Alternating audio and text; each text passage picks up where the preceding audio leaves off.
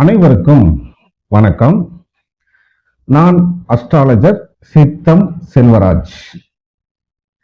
இன்னைக்கு இந்த பதிவுல எதை பத்தி பேசலாம் அப்படின்னு பாத்தீங்கன்னா, தொழில் சம்பந்தப்பட்ட சில விஷயங்களை பேசலாம். சில பேரோட பதிவுகளையும் பார்த்திருப்பீங்க. பல பேரோட மக்களுடைய மனநிலை என்ன, அது சார்ந்த ஒரு சில விஷயங்கள் தான் இந்த தொழில் சம்பந்தப்பட்டதை நம்ம பேச போறோம். இப்போ ஒரு ஜாதகத்துல 10ஆம் அதிபதி இருக்கக்கூடிய நிலையை பொறுத்து தான் சொந்த தொழில் பிசினஸ் பண்ணலாமா பண்ணக்கூடாதா அப்படின்றத நம்ம முடிவு பண்றது. இப்போ ஜோதிடர்களே சொல்ல ஆரம்பிச்சிடுறாங்க. இங்க நான் குறை சொல்றேன்னு நினைக்க கூடாது. இந்த உலகத்துல குறை இல்லாத மனிதர்கள் யாரும் கிடையாது. எல்லார்கிட்டையுமே குறைகளும் இருக்கும், நிறைகளும் இருக்கும். குறை நிறை ரெண்டுமே இல்லாத மனிதர்கள் இங்க யாருமே இல்லை. இருந்தாலும் சில என்னோட விஷயத்துல குறை இருந்தாலும் சொல்லுங்க, யார் வேணா எடுத்து சொல்லுங்க, அதனால ஒன்னும் தப்பு இல்லை. அதாவது 10ஆம் அதிபதி ஜோதிடர்கள் சில பேர் சொல்றது என்னன்னா, 10ஆம் அதிபதி, அதை பத்தி சொல்றதுக்கு முன்னாடி இன்னொன்னு சொல்லிடுறேன். பொதுமக்களும் ஏன் ஜாதகப்படி சொந்த தொழில் செய்யற அமைப்பு யோகம் இல்ல, அப்ப என்னோட மனைவி ஜாதகப்படி செய்யலாமா, என்னுடைய கணவர் ஜாதகப்படி செய்யலாமா, அல்லது என்னுடைய பிள்ளைங்க பேர்ல செய்யலாமா, அல்லது என்னுடைய நண்பர்கள் அல்லது அப்பா அம்மா பேர்ல பண்ணலாமா அப்படின்னு கேக்குறாங்க. நல்லா ஒரு விஷயத்தை தெளிவா புரிஞ்சுக்கோங்க. உங்க ஜாதகம் எப்படி இருக்குதோ அதுக்கு தகுந்த மாதிரிதான் உங்களுக்கு அமையக்கூடிய கணவன் மனைவி ஜாதகம் இருக்கும்.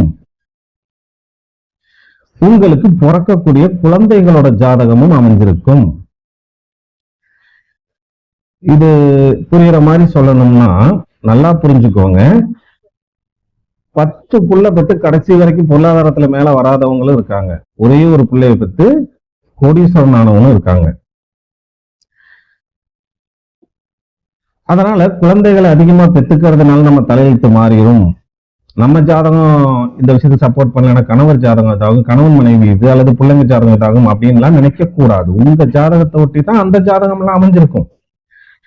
ஆனாலும் இங்க சொந்த தொழில் மக்கள் இப்படி நினைக்கிறாங்க. அடுத்ததா பாத்தீங்கன்னா சில ஜோதிடர்கள் அவங்க என்ன சொல்றாங்க, 10ஆம் அதிபதி லக்னத்துக்கு 7ஆம் பாவகத்துல இருக்குன்னு வைங்களேன், கணவன் மனைவி பேர்ல தொழில் பண்ணலான்றாங்க. கணவன் மனைவி பேர்ல தொழில் பண்ணலாம் சொல்றாங்க. முதல்ல சொந்த தொழில் பண்றதுக்கு தொழில்காரகன் யாரு? சனி பகவான். ஒரு ஜாதகத்துல சனி பகவான் ஓரளவாவது நல்லா இருந்தாதான் சொந்த தொழில ஜெயிக்க முடியும். இந்த சனி பகவான் சரியில்லைன்னா எல்லாருமே சொந்த தொழில் பண்ண மாட்டாங்கன்னு அர்த்தம் கிடையாது. சொந்த தொழில் பண்ற எல்லாருமே ஜெயிச்சிடறாங்களா அதுல அப்படின்னா கிடையாது. சொந்த தொழில் பண்ற எல்லாருமே அதுல பெரிய அளவுல வெற்றி வாகை சூடுறது இல்லை. இப்போ சனி பகவான் ஒரு ஜாதகத்துல நல்லா இருந்துட்டால் அவங்களுக்கு வாழ்நாள் முழுவதுமே வேலைக்கு போனாலும் சரி, உத்தியோகத்துல இருந்தாலும் சரி, அல்லது சொந்த பிசினஸ் பண்ணாலும் சரி, ஏதோ ஒரு வகையில காப்பாத்தி விட்டுருவார். சனி பகவான் சரியில்லைன்னா வேலைக்கு போக மாட்டாங்க, உத்தியோகம் பார்க்க மாட்டாங்க, சொந்த தொழில் பண்ண மாட்டாங்கன்னு அர்த்தம் கிடையாது. அதுல பெருசா ஜெயிக்க முடியாது. இதுதான் உண்மை. இப்போ 10ஆம் அதிபதி 7ஆம் வீட்டுல இருந்தால் கணவன் மனைவி பேர்ல தொழில் பண்ணலாம்னு சொல்றாங்க. ஆனா 10ஆம் அதிபதி 7ல இருக்காருன்னு வச்சுக்கோங்க. 7ஆம் அதிபதி 6ல இருந்தா கணவன் மனைவி பேர்ல தொழில் பண்ணலாமா?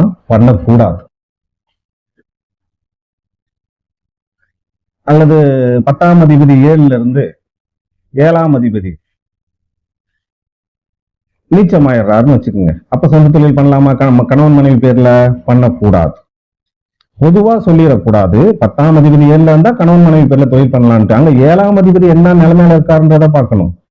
எந்த லக்னமா இருந்தாலும் சரி, 10ஆம் அதிபதி 7ல இருந்தா கணவன் மனைவி பேர்ல செய்யலாம்னு சொல்றது அவ்வளவு சிறப்பா இருக்காது.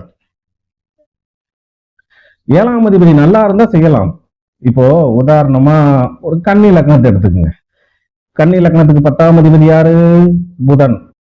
மிதுனம். கன்னி லக்னத்துக்கு 10ஆம் வீடு மிதுனம். மிதுன அதிபதி யாரு? புதன். இப்ப அவர் 7ல, கன்னி லக்னத்துக்கு 7ல இருக்காருன்னு வச்சுக்கோங்க. 7ல அவரு நீச்சமாகிறார். இப்ப எப்படி 10ஆம் அதிபதி 7ல இருக்காரு, கணவன் மனைவி பேர்ல தொழில் பண்ணுவீங்க, பண்ண முடியும்? இது சரியா? முதல்ல சொந்த தொழில் பண்றதுக்கு சனி பகவான் நல்லா இருக்கணும். நல்லா இல்லைனாலும் பண்ணலாம், ஆனா பெருசா ஜெயிக்க முடியாது. ஒரு மனிதனுடைய வாழ்க்கையில வருமானம் அதிகமா வரணும் அப்படின்னா 2-11 ஃபர்ஸ்ட் நல்லா இருக்கணும்.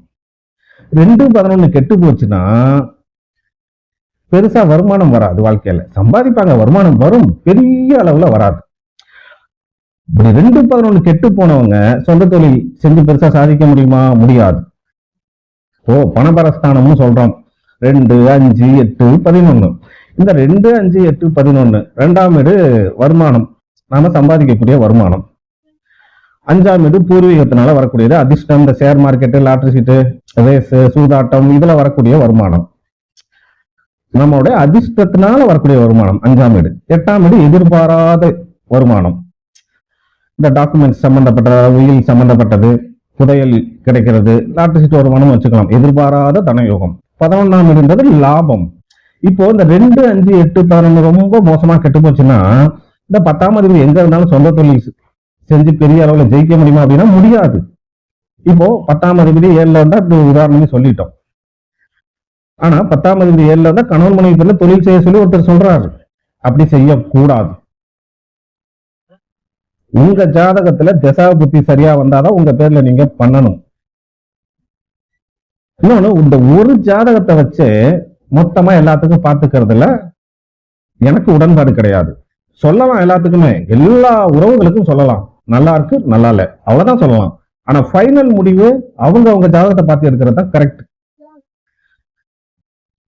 ஒரு ஜாதகத்தை வச்சு ஒத்த ஜாதகத்தை வச்சு மொத்த பரம்பரைக்கும் பார்த்து சொல்ல முடியும். ஆனா ஃபைனல் முடிவுன்றது அவங்க ஜாதகத்தை பார்த்து தான் எடுக்கணும். அதுதான் என்னுடைய கருத்து. ஆனா சில பேர் திறமையானவங்களா இருக்காங்க, ஒத்த ஜாதகத்தை வச்சு மொத்த பரம்பரைக்கும் சொல்லுவாங்க. அவங்க ஜோதிடத்துல 50 வருஷம் 60 வருஷம் எக்ஸ்பீரியன்ஸ் உள்ளவங்களா இருப்பாங்க. எல்லாருக்கும் எல்லா திறமையும் வந்துடாது. எல்லா ஜோதிடர்கள்கிட்டயுமே ஏதோ ஒரு ஸ்பெஷல் இருக்கும். ஏதோ ஒரு ஸ்பெஷல் இல்லாம அவங்களால ஜோதிடராகவே ஆக முடியாது. சில பேர் பாத்தீங்கன்னா தசபுத்தி பலன் சூப்பரா சொல்லுவாங்க, சில பேர் கோச்சார பலன் ரொம்ப சூப்பரா சொல்லுவாங்க, சில பேர் நாடி ஜோதிடம் இதெல்லாம் சொன்னாலும் சில பேர் பாத்தீங்கன்னா பொருளாதாரத்துல மேல வருவாரா மாட்டாரான்னு கன்ஃபார்மா சொல்லுவாங்க. சில பேர் கல்யாணம் ஆகுமா ஆகாதா, கல்யாணம் சம்பந்தப்பட்ட விஷயத்துல ரொம்ப பர்ஃபெக்டா சொல்லுவாங்க. இந்த மாதிரி ஒவ்வொரு ஜோதிடர்கிட்டையும் ஒவ்வொரு ஸ்பெஷல் அப்படின்றது கண்டிப்பா இருக்கும், இல்லாமலாம் இருக்காது. இப்போ இந்த விஷயத்துக்கு வருவோம். 10ஆம் அதிபதி 7ல இருந்தா எப்படின்னு சொல்லியாச்சு, ஒருத்தர் சொல்லியிருந்தாரு. அதனால இப்ப அது உண்மை தெரிஞ்சுக்கணுங்கிறதுக்காக இங்க சொன்னேன். இதே 10ஆம் அதிபதி, சரி இந்த 7ஆம் வீட்டை இன்னும் முடிக்கல, இப்போ 10ஆம் அதிபதி 7ல இருந்தா சொல்லிட்டாரு. எந்த லக்னமா என்ன இருக்கட்டும், 10ஆம் அதிபதி 7ல இருக்குன்னு வைங்களேன், அவரோட சேர்ந்து சனி ஏதோ ஒரு சுபகிரகம், சனி பகவானோட சேர்ந்து ஏதோ ஒரு சுபகிரகம் இருந்துட்டா தங்க சொந்த தொழில் செய்ய முடியாது, செஞ்சாலும் ஜெயிக்க முடியாது. சரி, அடுத்ததா 10ஆம் அதிபதி 3ல இருந்தா உடன்பிறப்புகள் பேர்ல சொந்த தொழில் பண்ணலாம்னு சொல்றாங்க. இப்போ இது எல்லாத்துக்கும் ஒத்து வருமா அப்படின்னா வராது. உடன்பிறப்பே இல்லாதவங்க என்ன பண்ணுவாங்க? ஒண்ணு. இன்னொன்னு, இந்த 10ஆம் அதிபதி 3ல இருந்தா உடன்பிறப்புகள் பேர்ல தொழில் செய்யலாம்னு சொன்னாலும் தொழில் வகையில 3, 10 சம்பந்தப்பட்டாலே சொந்த தொழில் செய்ய மாட்டாங்கன்னு அர்த்தம் கிடையாது. செஞ்சாலுமே பெருசா ஜெயிக்க முடியாது. அப்படிதான் அமைஞ்சிருக்கும். அதாவது 3ஆம் பாவகத்துல பாத்தீங்கன்னா புதனோட ஏதாவது ஒரு பாவகிரகம் சேர்ந்து இருந்து, இப்போ உதாரணமா அந்த கன்னி லக்னத்தை கூட எடுத்துக்கோங்க. 10ஆம் அதிபதி 3ல இருக்காருன்னு வச்சுக்கோங்க. அந்த புதனோட சேர்ந்து பாவகிரகம் அப்படின்னு, இயற்கை பாவகிரகங்கள் யார் யாரு? சூரியன், செவ்வாய், சனி, ராகு, கேது. புதனோட இதுல ஏதோ ஒரு பாவகிரகம் சேர்ந்து இருக்குன்னு வைங்களேன், இவங்க உடன்பிறப்புகள் பேர்ல தொழில் பண்ண முடியுமா? முடியாது, பண்ணக்கூடாது. அடுத்ததா 10ஆம் அதிபதி 12ல இருந்தா என்ன சொல்லியிருக்காரு தெரியுங்களா? வேலை செய்யற இடத்துல, அதாவது தொழில் பண்ற இடத்துல, அவர் வந்து 10ஆம் அதிபதி எங்க இருந்தாலும் சொந்தமா தொழில் பண்றதுக்கு மட்டும்தான் சொல்லியிருக்காரு. ஏன் 10ஆம் அதிபதி எங்க இருந்தாலும் சொந்தமா தொழில் மட்டும் தான் பண்ணணுமா? அடிமை தொழில் ஒருத்தருக்கு அமையாதா அல்லது உத்தியோகம் அமையாதா? சொந்த தொழில் பண்றதுக்கு மட்டும்தான் சொல்லியிருக்காரு. இப்போ 10ஆம் அதிபதி 12ல இருந்தா தொழில் பண்ற இடத்துல மெத்த கட்டுல பெட்டு போட்டு தூங்கிட்டு தொழில் பண்றதாமா விளங்குமாமா சூப்பரா. தூங்காதே தம்பி தூங்காதேன்னு ஒரு பாட்டு இருக்கு தெரியுங்களா? கமலோட பாட்டுல, எம்ஜிஆரோட பாட்டு. அதுல ஒரு வரி வரும் பாத்தீங்களா? கடைதனில் தூங்கியவன் முதல் இழந்தான். அப்ப தொழில் பண்ற இடத்துல தூங்கிட்டு வேலை பார்த்தா தொழில் விளங்குமா? ஒரு விஷயத்த சொல்றோம் அப்படின்னா அதுல ஓரளவாவது லாஜிக் இருக்கணும். இந்த மேஜிக்ன்ற பேர்ல ஜோதிடத்தை, அதுக்காக நான் ஜோசியத்தை காக்க வந்த பரமாத்மான்லாம் நான் சொல்ல வரல. ஜோதிடம் தான் ஜோதிடர்களுக்கு சோறு போடுது. அதுக்கு கொஞ்சமாவது உண்மையா விசுவாசமா இருக்கணும். 100% பர்ஃபெக்டா இந்த உலகத்துல யாராலும் எந்த துறையிலுமே இருக்க முடியாது. 100% பர்ஃபெக்டா இருக்க வேணாம், ஓரளவாவது நியாயமா பர்ஃபெக்டா இருக்கணும்ல. இப்போ 10ஆம் அதிபதி 12ல இருந்தா வேலை செய்யற, அதாவது தொழில் பண்ற இடத்துல தூங்கிட்டு வேலை பார்க்க சொல்றாரு. இப்போ இந்த 10ஆம் அதிபதி 3ல இருந்தா சொன்னாரு, 7ல இருந்தா சொன்னாரு, 12ல இருந்தா சொன்னாரு. இப்போ இந்த 10ஆம் அதிபதி எங்க இருந்தாலும் சொந்தமா தான் தொழில் பார்ப்பாங்களா? ஏன் வேலைக்கு போக மாட்டாங்களா? சரி, அப்படி வேலைக்கு போறாங்கன்னு வைங்க, 10ஆம் அதிபதி அவருக்கு 12ல இருக்குன்னு வைங்க, அவர் வேலை செய்யற இடத்துல தூங்கிட்டு வேலை பார்க்க முடியுமா? தூங்கிட்டு வேலை பார்த்தா அவர் அங்க வேலைக்கு வச்சுக்குவாங்களா? அதனால நான் என்ன சொல்ல வரேன் அப்படின்னா, 10ஆம் அதிபதி உங்க ஜாதகத்துல 6, 8, 12ல மறையாம இருக்கணும். இப்போ 10ஆம் அதிபதி 5ஆம் வீட்டுல இருக்காருன்னு வைங்க, அது சொந்த தொழில் நல்லா இருக்கும்னு நினைக்கிறீங்களா? சத்தியமா நல்லா இருக்கும். இதெல்லாம் சொந்த தொழில் செய்ய மாட்டாங்கன்ற அர்த்தத்துல நான் சொல்ல வரல. சொந்த தொழில் செஞ்சாலுமே பெருசா வாழ்க்கையில அந்த சொந்த தொழில ஜெயிக்க முடியாதுன்றதான் நான் சொல்ல வரேன். இப்ப இதை தெரிஞ்சுக்கிட்டீங்கன்னா நீங்க என்ன பண்ணலாம்? அகலக்கால் வைக்காம இருக்கலாம். இருக்கிறத வச்சு நார்மலா இருக்கிற வரைக்கும் சந்தோஷமா வாழ்ந்துட்டு போலாம்ல. 10ஆம் அதிபதி 5ஆம் வீட்டுல இருந்தா அது 10க்கு 8ஆம் வீடு இல்லைங்களா? இருக்கிறதே ரொம்ப மோசமான துர்ஸ்தானம், மறைவு ஸ்தானம் அப்படின்னா அந்த 8 தான். 6, 12 கூட பெருசா பாதிக்காது, 8 தான் அதிகமா பாதிக்கும். இப்போ 10ஆம் அதிபதி 10க்கு 8ஆம் வீட்டுல இருக்கக்கூடாது. அடுத்தது 10ஆம் அதிபதி 3ஆம் வீட்லயும் இருக்கக்கூடாது. ஏன்னா அது 10க்கு 6ஆம் வீடு. 10ஆம் அதிபதி 12ஆம் வீட்லயும் இருக்கக்கூடாது. ஏன்னா அது 10க்கு 3ஆம் வீடு. 10ஆம் அதிபதி 8ஆம் வீட்லயும் இருக்கக்கூடாது. சாரி, 10ஆம் அதிபதி 8ஆம் வீட்டுல இருக்கலாம், 9ஆம் வீட்டுல இருக்கக்கூடாது. இருந்தா அது 10க்கு 12ஆம் வீடு இல்லையா? இப்படி எல்லாம் இருந்தா சொந்த தொழில் செய்ய மாட்டாங்கன்னா அர்த்தம் கிடையாது. தசபுத்தி ஒத்து வரும்போது சொந்த தொழில் பண்ணுவாங்க. ஆனா இந்த மாதிரி இருந்தா பெருசா ஜெயிக்க முடியாது. 8ஆம் வீடு என்னதான் மோசம்னு சொன்னாலும் லக்னத்துக்கு 8ஆம் வீட்டுல 10ஆம் அதிபதி இருக்கலாம். ஆனா 8ஆம் அதிபதி தான் லக்னத்துக்கு 10ஆம் வீட்டுல இருக்கக்கூடாது. 10ஆம் அதிபதி 10க்கு 8ஆம் வீட்டுல இருக்கக்கூடாது. அது வந்து லக்னத்துக்கு 5ஆம் பாவகம். 10ஆம் அதிபதி 10க்கு 3, அது வந்து லக்னத்துக்கு 12ஆம் பாவகம். 10ஆம் அதிபதி 10க்கு 6, அது வந்து லக்னத்துக்கு 3ஆம் வீடு. 10ஆம் அதிபதி 10க்கு 12ஆம் பாவகம், அது வந்து லக்னத்துக்கு 9ஆம் பாவகம். இந்த இடங்கள்ல இருந்தா சொந்த தொழில் செய்ய மாட்டாங்கன்னு அர்த்தம் கிடையாது, செஞ்சாலுமே பெருசா சாதிக்க முடியாது. புதன் 10ஆம் வீட்டுல இருந்தா எல்லாத்துக்குமே இந்த, அதாவது புதன் செவ்வாய் 10ஆம் பாவகத்துல, செவ்வாய் சனி புதன் இவங்கெல்லாம் இருந்தா சொந்தமா தான் தொழில் பண்ணணும்னு ஒரு விருப்பம் இருக்கும். ஆனா எவ்வளவுதான் யோகம் இருந்தாலும் திசை புத்தி நல்லபடியா இல்லைன்னா தொழில் வகையில பெருசா ஜெயிக்க முடியாது. சனி பகவானுடைய தயவு இல்லாமையும் தொழில பெருசா ஜெயிக்க முடியாது. ஒருத்தருக்கு வருமானம் எந்த வகையில வரும் அப்படின்லாம் பார்க்கணும்னா, தனக்காரகன் யாரு? குரு. காலப்புருஷ லக்கணத்துக்கு 2ஆம் அதிபதி யாரு? சுக்கிரன். இந்த 2 பேரும் எந்த நட்சத்திர சாரத்துல இருக்காருன்னு பாருங்க. எந்த கிரகத்தோட நட்சத்திர சாரத்துல இருக்காங்களோ அந்த கிரகத்தை ஒட்டி தான் அவங்களுக்கு அந்தந்த ஜென்மத்துல வருமானம் எந்த வகையில வரும் அப்படின்றது இருக்கும். அதை பத்தி தனியா அப்புறம் ஒரு பதிவே போடலாம். இப்போ இந்த தொழிலுக்கு சொன்னோம், 10ஆம் அதிபதி நல்லாவே இருந்தாலும் சனி பகவான் சரியில்லைன்னா தொழில பெருசா ஜெயிக்க முடியாது. இந்த பதிவோட சாராம்சமே நீங்க மெயினா என்ன புரிஞ்சுக்கணும் அப்படின்னா, 10ஆம் அதிபதி 7ல இருந்தா கணவன் மனைவி பேர்ல தொழில் பண்ணலாம். 10ஆம் அதிபதி 3ல இருந்தா உடன்பிறப்புகள் பேர்ல தொழில் பண்ணலாம் அப்படின்லாம் நினைக்க கூடாது.